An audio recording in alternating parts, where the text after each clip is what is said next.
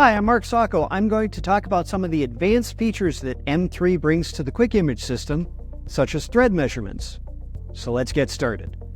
One of the advanced features that M3 brings is thread measurements. So with this optional module, a single click will measure threads on any parts. So to do that, I'm going to touch thread. Then I just have to touch the thread edge. That's it. It's done with one touch. Click done, and I have my results. For a little more information, I'm going to switch to the result view, touch that. Then if I switch to the tolerance table, notice that M3 automatically determined that it's an M12 thread. All that I have to do is add the class. Then I could automatically pull in tolerances for the thread. If I go back to actual, here we could see our major, minor, pitch diameter, and pitch. And if I go to deviation view, I could see how our actual values deviate from nominal. Those are just a few of the advanced features that M3 software brings to the quick image system.